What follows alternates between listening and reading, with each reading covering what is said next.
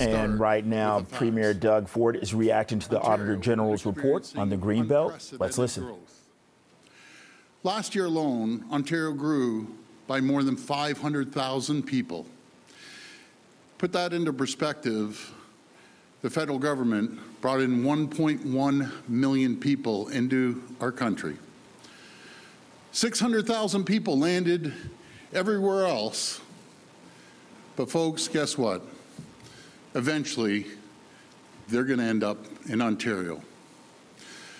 That's more newcomers than both Texas and Florida, the fastest growing states in America. We are now the fastest growing region, bar none, in North America.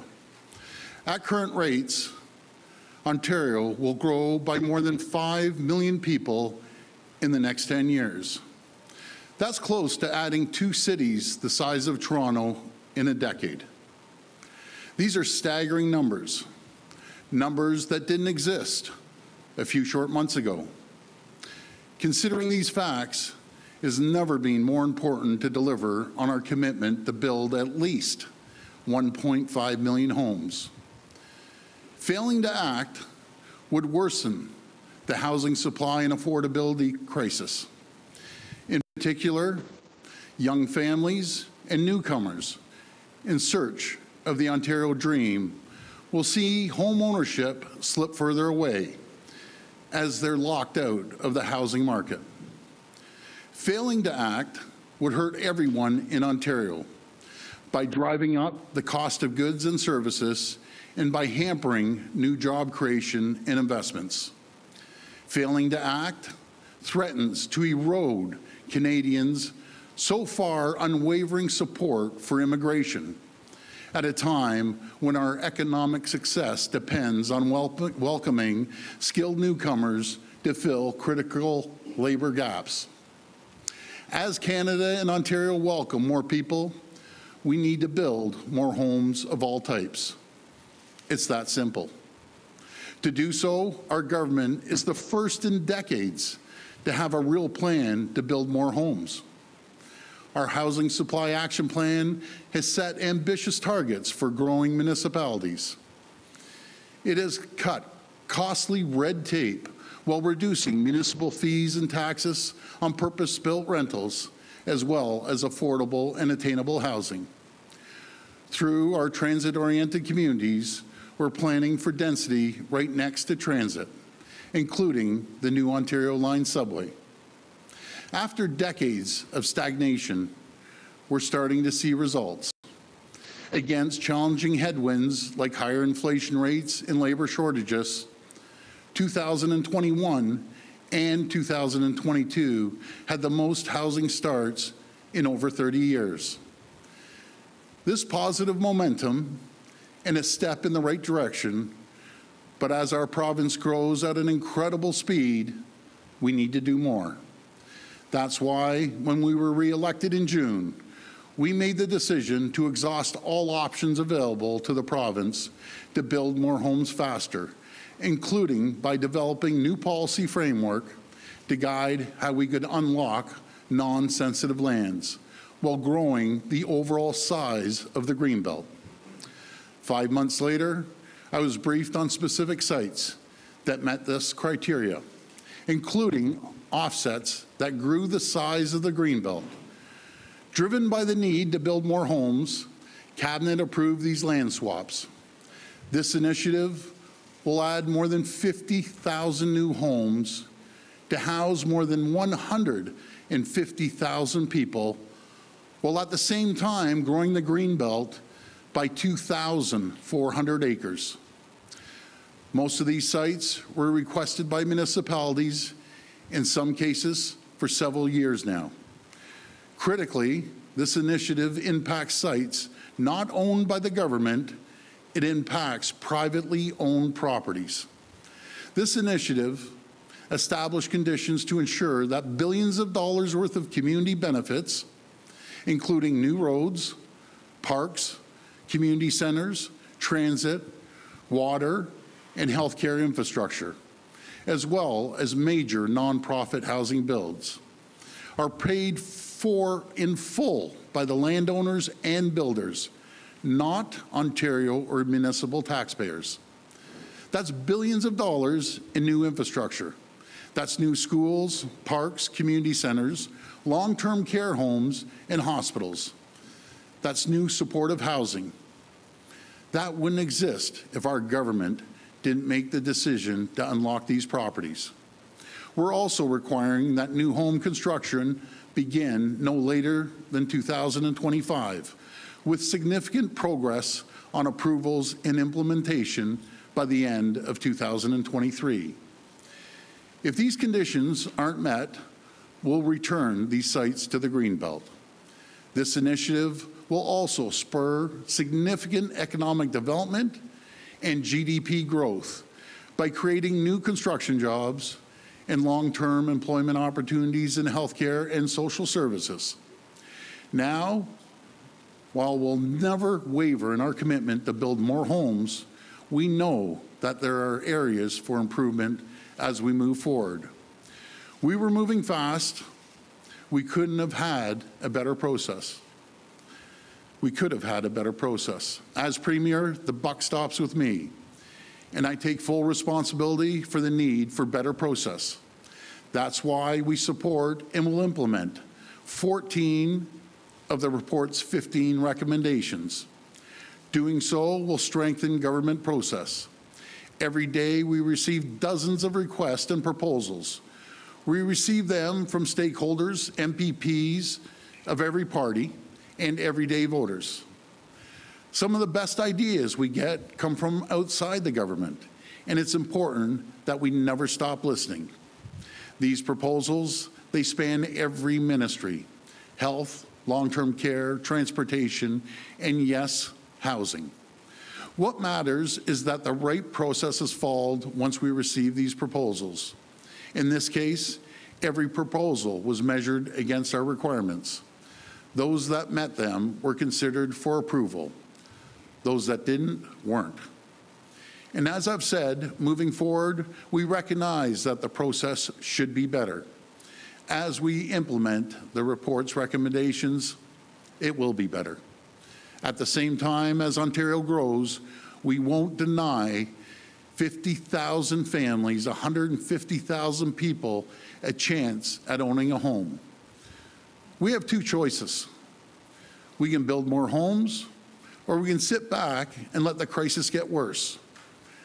Our government is choosing to build. And as we continue to respond to the housing supply and affordability crisis, we need to keep moving. We were elected on a promise to cut through delays, to stop the never-ending talk, and deliver for the people of Ontario. When it comes to delivering, there are few issues as important as building more homes. That's why our government will proceed with these developments, so long as our criteria and requirements are met. And as we work to meet our promise to build at minimum 1.5 million homes, we will do so in a way that builds public trust and confidence in the process.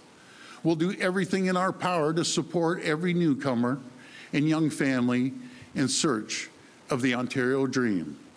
That's my promise to you. Thank you, and God bless the people of Ontario. Now, Minister Clark and I will take questions. Reporters could please identify yourselves by name and outlet. It'll be one question and one follow-up per reporter. First question. Hi, Premier. Liam Casey with the Canadian Press. Hi. The Auditor General said you and the Housing Minister didn't know what Minister Clark's Chief of Staff was doing with the Greenbelt project. How did both of you not know? Well, I look at it, we run a $204 billion a year operation. I have trust in my ministers, I have trust in our caucus, and I have trust in our staff. And I found out the day it was going to Cabinet, and that's not unusual for a Premier to find out what's going on the day before you go, the day of when we go into Cabinet. And that's when I found out. I approved it. At the end of the day, I take full responsibility for the process. But I can tell you, we have a housing crisis, the likes of which this province and this country has never seen before. And the reason we have a housing crisis? Because we have economic growth, the likes of which this province has never seen before. People choose Ontario from around the world to come here, raise a family, to start a business, to start a better life. And as I mentioned earlier, 504,000 people landed in Ontario last year. So that leaves 600,000 people that landed everywhere else in the country. Well, folks, I will put my bottom dollar on it. 40 to 50% of the balance of the 600,000 eventually will come to Ontario, because that's where the growth is. That's the quality of life. No better place in the world than right here in Ontario. I'd like to give the minister a chance to respond too. Sure. So we were given a clear mandate by the people in June, and I was given a clear mandate, as the Premier stated, to get a plan in place to build homes and build them as fast as possible. We're in the middle of a housing supply crisis. It's a severe crisis, and our severity required us to act quickly. I acknowledge the recommendations in the Auditor General's report that indicate that we need to make some changes. I respect that. I agree with those recommendations, and I will implement them. I've been very clear about when I knew about the properties. It was the week before it was presented to Cabinet. But I have a very huge mandate for the government. I've delivered housing supply action plans. I've delivered strong mayors. I've delivered housing pledges for our municipalities. And the government has had results, as the Premier alluded to. The severity of the crisis dictated our government acting quickly. I recognize the changes that are recommended in this report, and I acknowledge that we need to implement them as soon as possible. Premier, yes. Did you or the housing minister or anyone connected to the government or your party receive any benefit personally from opening Absolutely up the not. 100% not. Absolutely not. Premier, it's Richard Southern with City News 680. It seems like you're admitting that some mistakes were made by your government today. You know, you say the buck stops with you, there were areas for improvement. Can you be specific with Ontarians this afternoon about exactly what was done wrong? Well, I think the report says what was done wrong. The process should have been better, and I'm admitting the process should have been better. But when you're in a housing crisis, when you have an inferno happening, you know, the firefighters run to the fire. They don't run away from it. In my position, I have to deal with the crisis.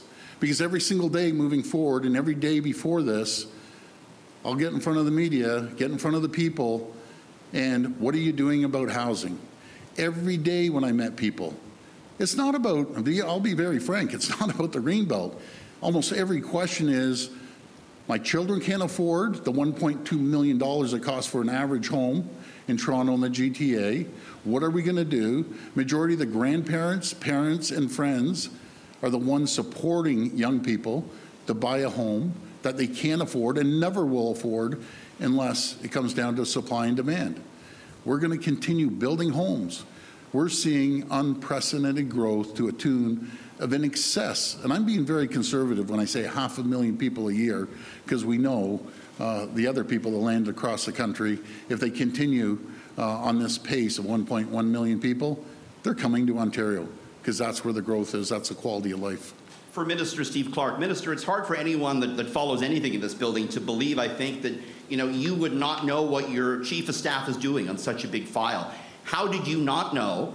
And are you asking for that Chief of Staff's resignation? And have you talked to the Premier about resigning yourself from this portfolio, sir? I appreciate the confidence that the Premier has in me and my staff. I'm fully committed to the problems in the process that led us here to this report. And I've committed to ensuring that the 14 recommendations will move forward and will move forward quickly. But at the same time, we have a generation of Ontarians that are getting pushed farther and farther away from realizing the dream of home ownership. We need to continue to move forward on our housing supply action plans, on our strong mayor proposals, on our housing pledges, and on intensifying around transit. All of those principles, we need to continue to move forward. The Premier has highlighted the growth that our province is experiencing. We have to have a housing supply plan that meets that goal. Hi there, Alan Hale from Queen's Park today. So just to be clear, this chief of staff is keeping his job? I appreciate the support that the Premier has given to me and my team. We are going to deliver on these recommendations to the people of Ontario to add trust into the system and to provide that transparency that the report talks about. We will continue. All of my staff will continue to work with and support the Integrity Commissioner's investigation and the recommendations that are in this report that pertain to the Integrity Commissioner. We will continue, my entire team, to work with him moving forward. Mr. Premier, Yes. you criticized the last changes to the Greenbelt as being the result of, obviously, how we put it, a bunch of Liberal staffers with crayons in a back room. But it seems like in this case, the changes were mostly decided by packets at a party. Well, Can you please explain why you guys, for months and months and months, denied that there was any problem here until it literally had to be dragged out of you by an Auditor General report? How can anybody in Ontario believe when you say there's no problem, and how can we be sure that you're just not gaslighting everybody? Alan, the Premier's already addressed the information. There is a big difference between receiving information than advancing government policy before it has been decided. The Premier has acknowledged we receive information from a wide variety of sources. I can think most question periods, I receive an envelope from someone in the legislature about a particular plan, many of the times from the opposition. Regardless, the information that is in this report, the recommendations regarding how we receive information, is extremely important to us. And again, we will implement those recommendations to bring that transparency back into the system. I would still like to hear from the Premier on this. Well, I'll just repeat what the minister said. We could be sitting in the legislature and members of the opposition will come up and say, here's a proposal. I'm not against that. The best ideas come from outside the government that people will send in, no matter what government it is, by the way, will send in proposals to a certain minister or my office. It goes through the process. And we look at it, and if it's a good recommendation, then we sit down and discuss it. But if it's not a good recommendation, then we don't move on it. But this all goes back to affordability.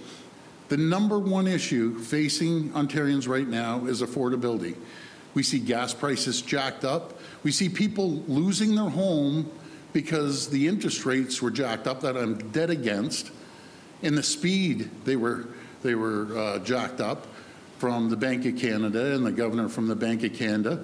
That's unacceptable. I've heard story after story, and I know the media has heard story after story. The last one I heard is about a woman up in Barrie that used to pay, I think it was $2,400 on her mortgage, now paying over $6,000.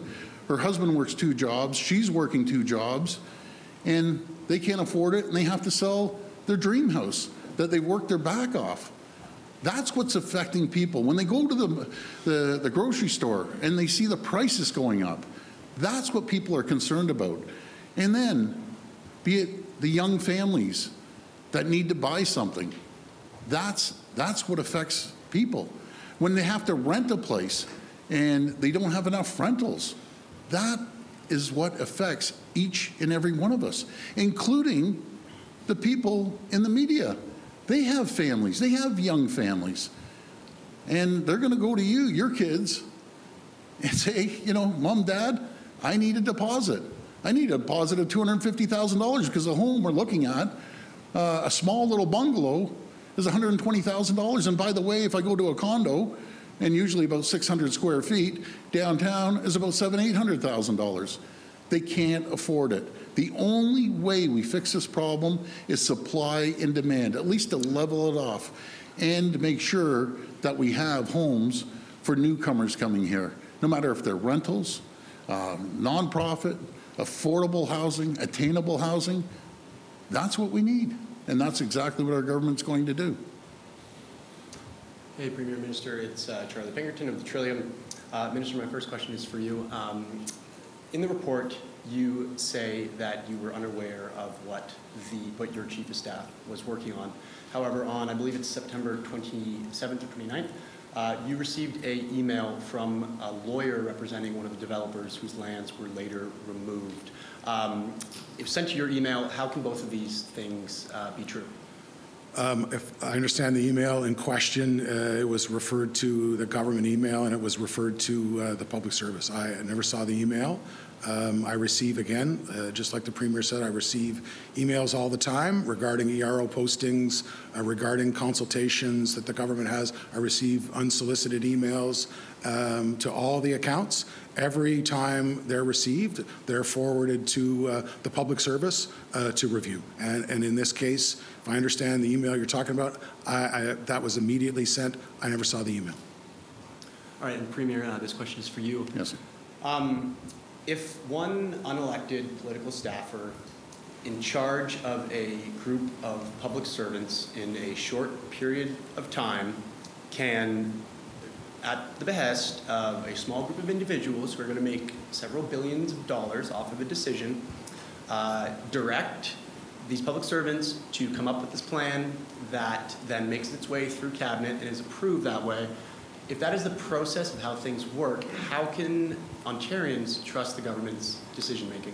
Well, Charlie, what I did say, we will take 14 of the 15 recommendations from the report, and I've directed my staff to immediately action those items, and we're going to make sure that 14 of the 15 are going to be covered off. And that's what we're going to end up doing, making sure the process is a lot clearer. I take full responsibility if the process wasn't. At the end of the day, Charlie, people, be it yourself or anyone else in this room, need to be able to afford a home or an afforded rental or buy a condo. And right now, it's unaffordable for the vast majority of the population unless they inherit a house or an apartment or a condo from their parents. Premier, if the housing crisis was so urgent, why didn't you move to expropriate the 7,400 acres and open up that land rather than let some progressive, conservative, connected developers make, in one case, on one parcel, potentially $6 billion? We wouldn't be here today if you'd just done that. Do you regret not doing something like that, expropriating the land so that the housing could be built more quickly? Rob, the Premier and I have been very clear on this report and the recommendations to improve the process. We are committed to the 14 recommendations to make a more transparent process moving forward. We've been very clear that there needs to be a better process to how the government and all ministries receive information. We concur with the Auditor General's recommendation, but at the end of the day, we also are in the middle of a housing supply crisis, and we need to ensure that we do everything possible to get shovels in the ground to build at least 1.5 million homes. We have to continue with our housing supply action plans. We have to continue to intensify around transit as part of our transit-oriented communities program. The government needs to move forward. The Premier makes an exceptional point. There's two choices. You either continue to build or you don't. We've stated very clearly, in addition to fixing the process, we're going to build. Premier, do you regret not expropriating the land instead of allowing some Tory-connected developers to make billions of dollars? No, I don't regret that. I want homes built. As soon as government starts getting involved in, the home building industry, that's unacceptable. You let the market dictate. Folks, this is about process. We're going to correct the process. But what I'm not hearing today is 1/3 of 1%. I'm going to repeat that number. 1/3 of 1% was taken out of the Greenbelt because it was beside an existing development. On one side of the street, there's houses. The other side of the street, it's an empty field. What we did, we put 0.5 back in, 2,600 more acres. We have grown the Greenbelt, and we're going to continue making sure that the directive I've sent from the day we got elected to the minister, build more homes. We're in a housing crisis right now like we've never seen before. And again, it is affecting every single person. When I'm out there meeting people, I'm meeting hundreds of people if not thousands, depending on what event we go to. The number one issue is affordability, the economy, and healthcare. They're the top three. I have yet, let me correct that. I had one person come up to me and say, oh, I'm concerned about the Greenbelt. After I explained this to the lady, she went on to tell me how her grandkids can't afford a home. And she fully understood it. So we're going to continue building homes, making it affordable for people to live here in Ontario. We're going to continue creating new economic prosperity for the people of Ontario. We're going to continue attracting companies from all over the world, right here in Ontario. We are so blessed to live in the greatest jurisdiction anywhere in the world. No matter if it's getting a great job, no matter if it's going to colleges or our universities that are best in the world, that we're graduating 65,000 STEM graduates every single year, and having a safe community, no matter where you live in Ontario. That's what these companies, worldwide corporations, are looking for. They're looking for a stable government that cuts the red tape and the regulations. And we've cut $8 billion off the backs and the burden of companies. And I just want to remind everyone, 300,000 people lost their jobs under the previous government. There's over 700,000 more people working today than there was 5 years ago when we got elected.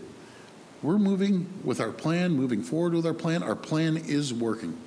Premier, as part of the fixes that you've called for to this, the process that you say was flawed, what tangible things will Ontarians see? Will political staffers have less power? We know in the gas plants fiasco with the Liberals, political staffers had too much power. You guys in opposition, when Steve Clark was in opposition, he was making hay about that. Now the shoe's on the other foot.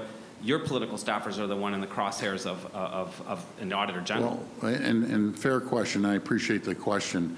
But we're comparing apples and oranges. We're talking $1 billion of taxpayers' money versus no taxpayers' money, privately owned property, building homes that we get to direct, by the way. Any developer or builder, home builder, can go down the street and start building. And we have nothing to say. We can't tell them, we need this, we need that. With these lands, we can direct that we need attainable, affordable housing. We need to have purpose-built rentals. That's what we can do, opposed to any other development. And we're working hand in hand with the municipalities to make sure that they meet their targets. Hi, Premier. It's Cynthia Mulligan. Hi, Cynthia. Premier, the original allegations and criticisms were that somebody from your government tipped off developers. Now we're seeing in this report that it was actually developers telling a chief of staff where to build. Isn't that just as bad or potentially even worse? Because you're being told what to do. Your government is being told what to do. Cynthia, both of us have been very clear. We accept the recommendations in this report regarding accepting information. But again, there's a big difference in terms of asking for clarification information versus disclosing in advance what government policy is going to be before it's actually decided upon. We've been unequivocal, both today and in the past, that that did not happen. No one knew before the government made the decision, and we've been also unequivocal on when I was briefed, when I briefed Cabinet, and when that final decision. Now, in saying all of that, I'm also the first person that takes responsibility that the process was too fast, that the severity of our problem made us move at a very quick pace, and I acknowledge the findings in the report and the fact that we need to improve the process. I agree exactly with those 14 recommendations, and I'm committed personally to ensure that they are implemented. Were you going to add something to that, Premier? No, I think the minister said exactly what we've repeated a few times. Okay, the bottom line then, the people giving recommendations to your government, which apparently were largely accepted, those people stand to gain billions of dollars. Does that seem fair? The Auditor General herself said the process was biased. How do you justify that? And do the ends justify the means? I'd like the Premier to answer this first, But please. Cynthia, I just want to make sure that we acknowledge that we need to change the process, and we're committed to make sure that we do change the process. But the Premier's already addressed the one point that I want to emphasize, and that's that we have a nonpartisan office of the Provincial Land and Development Facilitator who will work with the municipalities on these 15 sites and will have benefits, community benefits, roads, transit, schools, healthcare facilities that they will pay, the landowners will pay at their expense. That is not being talked about. Billions of dollars of community benefits, including, as the Premier noticed right off the top, the fact that 150,000 people will have a roof over their head. That's a very important community benefit, and it's much needed in a province like ours that has such a severe housing supply crisis. But Premier, do the ends justify the means? Yes, they do. We've admitted many times today, and I'll continue to admit, that we're going to correct the process. But what matters to the people of Ontario? Making sure they can afford a home. Attainable home, an affordable home, a regular home, a condo, a rental. That's what people are concerned about. And I always say, you know, you have two choices here. We sit back and do nothing, like the previous government said, and just watch the crisis grow. The difference between our government and the previous government changed the Greenbelt 17 times. I'm going to repeat that number. 17 times. And guess why they changed the Greenbelt, my friends? Because they were building mega mansions for their buddy. They were building a golf course. They were building a golf dome, and they're building a Jiffy Lube. We're in a housing crisis. We're building it for the average homeowner, the average person out there that's making $40,000, $50,000, $70,000, $80,000 that right now can't afford it. And it's no different, as I mentioned, Cynthia, you know, and be it your daughters or mine or anyone in this gallery right now, they're going to want to buy a home, buy a condo, and they'll be priced out of the market. It's as simple as that. And the way we resolve it is to have more supply. And that's exactly what we're doing. But with that supply, infrastructure comes with it. As the minister mentioned, there's a proposal to build a hospital on one of these sites. There's a proposal to build long-term care homes. And when they build these sites, what comes is, which is being paid by the home builders, by the way, not the taxpayer, making sure that we have the infrastructure of the pipes, the electricity, everything you need to build a community, including a new school or multiple schools, depending on the site. That's what we're focused on. And these people, the 150,000 people at minimum, are going to be thankful they have a place to call home, have the Ontario dream, have a roof over their head. Premier, just to pick up on that point, hasn't the Auditor General's report comprehensively demolished that talking point that you bring up over and over again, the 17 times the Liberals altered the Greenbelt? I covered that when it happened. It was 340 acres. It was mostly administrative changes, transition problems with the boundaries. It is not related in any way to the process you went under, which was 3 weeks. Nobody could apply. There were 600 applications under that process. So first, could you just respond to why do you continue to repeat that utterly demolished talking point that there's no comparison between these two events? Well, actually, there is. There's one government that changed it 17 times because they knew it was the wrong decision, right? It's very simple. But they did it for two different reasons. I'll finish my question, then you can ask me another one, the answer, I should say. They went out, which is not being reported, for their buddies, for their mega mansions. They went out to build a golf course. They went out for a golf dome and a Jiffy Lube. We're going out to build homes. By the way, 1/3 of 1% of the 2 million acres that the Greenbelt covers, 1/3 of 1%. And by the way, we increased that. We've added 2,600 acres. The process, I've agreed, take responsibility, and we're changing it. Matter of fact, we're changing it as I gave direction as soon as I heard about the report. And that stat you mentioned, which is an important one to mention, but and that brings me to my next question, which is, Why do this then?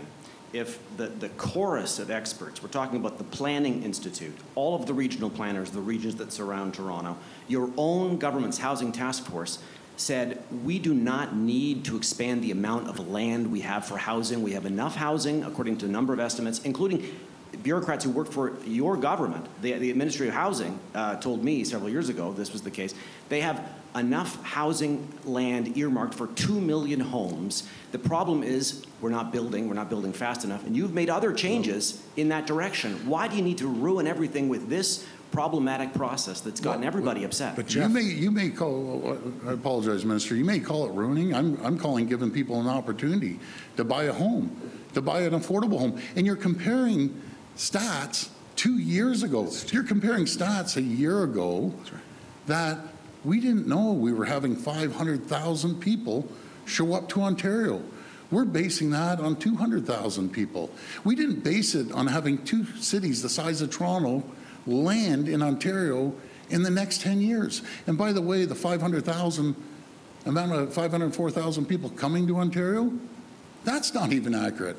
As I said, the balance of the 600,000 people, the 1.1 million the feds brought in, you know and I know, minimum 40–50% are landing here in Ontario. 50,000 is a drop in the bucket then, isn't it? Actually, it's 100. Tell that to 50,000 people. Tell that to your kids, my friend. Tell that to your kids.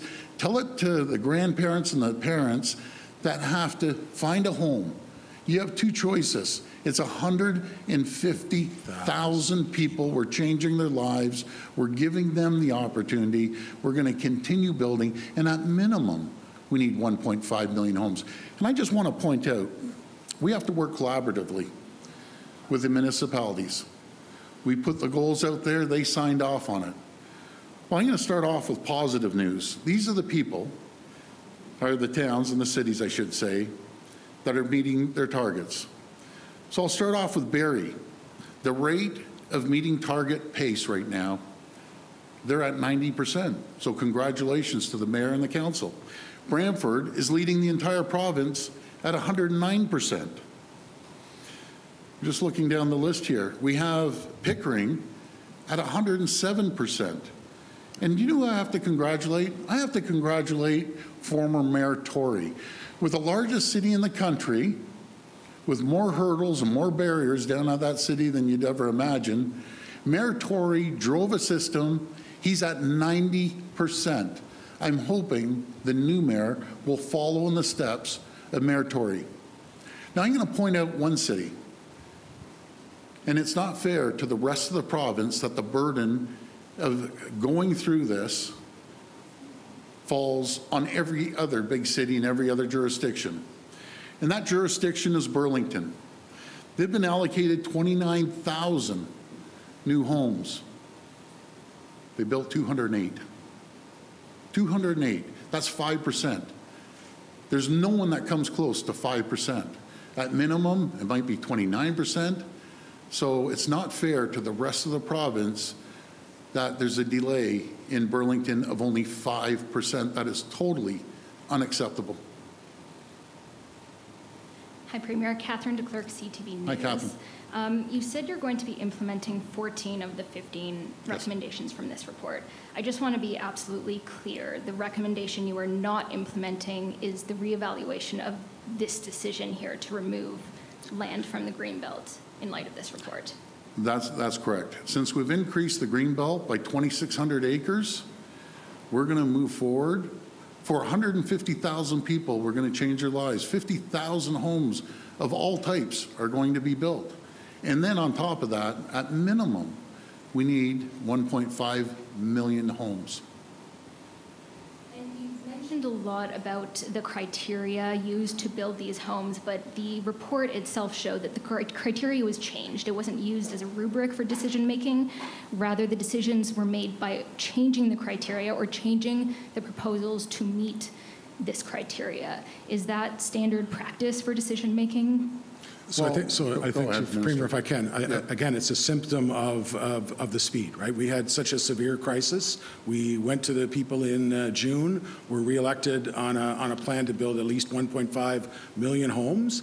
And we acknowledge the report that indicates that the process was flawed, that it was too fast, that there needs to be change. So I acknowledge that we need to do better. I accept responsibility as minister to implement a better plan for Ontarians. But at the same time, we can stop or we can move forward. And it's very important for us to build upon our housing supply action plans, our municipal pledges, our transit-oriented community plan, with providing an opportunity and hope for 150,000 people to have a home under them, and also to have the community benefits, the schools, the healthcare facilities, the parks that make up for that at the expense of the landowner. So I acknowledge that the process needs to be improved, and again, I commit to ensure that it is going to be improved. Premier Sean O'Shea with Global News. In the very first page of her report, the Auditor General talked about the fact that of these 1.5 million homes that need to be built over the next little while, that actually none of them needed to be built in the Greenbelt, that there was sufficient land available elsewhere. So if you didn't need to build in the Greenbelt, why take these lands in order to be able to build on the Greenbelt and at the same time put a lot of money to the pockets of specific developers? Sean, the reference in that report was to the Housing Affordability Task Force. It was a report that was given to me some time ago, almost immediately upon its tabling. The severity changed, right? We, as the Premier notes, we're the fastest growing jurisdiction in North America, faster than Florida and Texas. We have more new Canadians who we welcome to our province, but it only creates a much more severe problem, which forced us to move quickly. Granted, I acknowledge that there are 14 pretty stern recommendations that the government needs to look at. I've acknowledged we're going to implement them. But again, the challenges that we have, despite our success, despite having record housing starts over the last 2 years and a record purpose-built rental starts last year, we're not building enough to meet the demand in that Housing Supply Action Plan report, and we're certainly not at the pace for new Canadians coming here and the pace of growth that Ontario has. So it required us to act quickly. I recognize perhaps too quickly, but I've said it many times this morning, I'll say it again. I am committed to ensuring that these recommendations regarding the process are fixed and are strengthened. Lastly, can the Premier comment on whether these two developers who stood to profit to the tune of about $8.3 billion were his friends? He uses the word friends a lot in press conferences. Were these his personal friends? Were these his political donors? No, I'm going to answer that straight up. And first of all, the report doesn't mention them by name, so I'm guessing, but I'm not friends with any of these developers. I don't sit there and go to their house and have a good time. I'm about building homes. I'm about fixing the economy, making sure we continue in the right direction, to make sure people have a great job. And with that great job, they'll be able to afford a home. So I look forward to making sure that we build the 50,000 homes for 150,000 people and the families, and building beautiful communities paid by the landowner, the home builder, for the infrastructure. Were they or were they not your friends, Premier? Well, again, I think I answered that question pretty clearly. Hi, Fatima Syed with the Narwhal. My first question is for the Minister.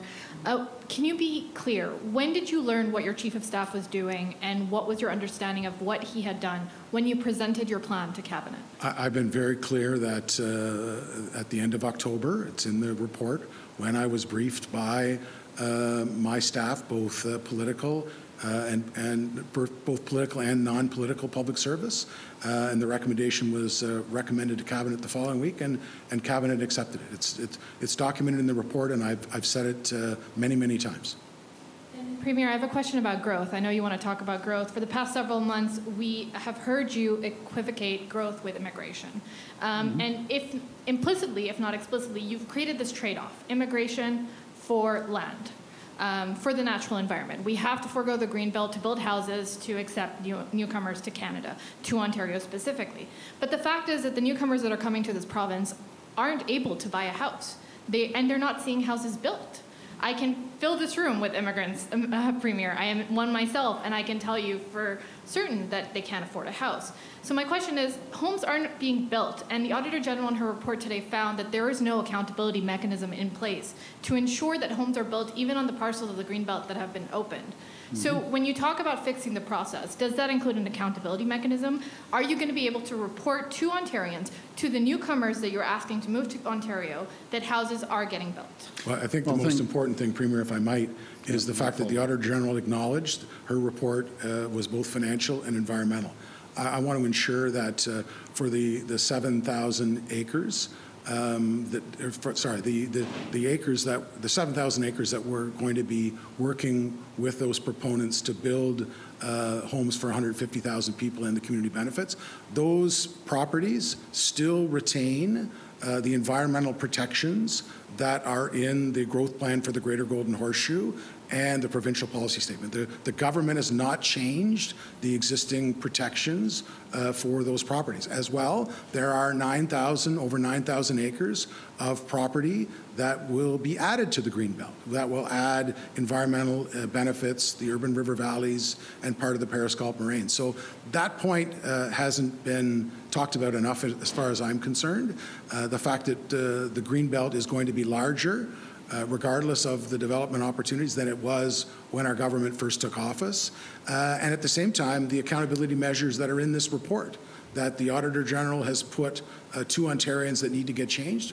Again, we've been unequivocal that we are going to move forward on those changes so that there is integrity and transparency built back into the system. The reason I kept asking for more new Canadians to come here, because our economy is booming.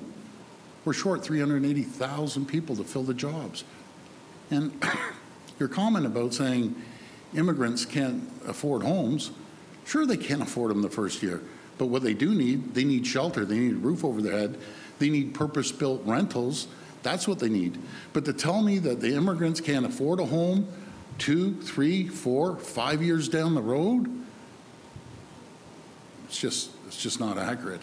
I talk to immigrants every single day, and there's numerous people that come here to this country, they get a well-paying, a really good-paying job, they can afford to get a home and get a deposit. Some might have a number of family members living in the home. But to say that, they wouldn't be able to afford a home is actually disturbing. This is what this province was built on. This province was built on people coming from all over the world, believing in the Ontario dream, that they can start a business. And I've talked to many new Canadians that have come here, and after year 1 or year 2, they have their own business, or they get a fabulous job at a company that's paying really well. And then their family members get a good job. And then they all save money, and they put down a deposit. They want to make sure their kids are educated when they come here, until they don't have to go through the struggles that they have faced. Those are the new Canadians I talk to, that they're here for a better life, and we welcome them. I didn't expect a year ago or 2 years ago the federal government would bring 500,000 people in one single year. Did that catch me off guard? 100% it did.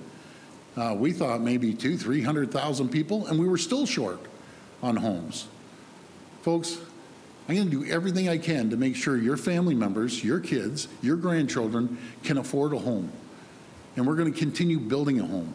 And years down the road, 2, 3, 4, 5 years, 10 years, as these communities flourish, the people that buy the homes flourish, they're going to remember our government by the ones that had to make tough decisions against certain groups and certain resistance. But it's going to be a beautiful community, and I can't wait to walk through that community, knock on their door, say hello, and thank them for coming here to this community. Thank you for having confidence in our government. Harrison Lohman with the agenda with Steve Pagan. I think everyone in this room can agree, Premier, that the word of the day is process. That's right. That you say there are definite errors in the process, but it's people who carry out processes, people behind them. That's right. So I think people here are wondering who exactly those people are to blame for the bad process you describe, and will they be facing any consequences? Well, again, I'm going to take full responsibility. I'm the premier. That's where the buck stops. It stops right here. And we're making sure that those processes are going to be implemented, all 14 of them. I'm not here to disagree with the report. I'm not here to say, no, we didn't do this, that, and the other thing. I'm here to say, yes, we accept the 14 recommendations. We're going to implement those recommendations, but we're in a housing crisis.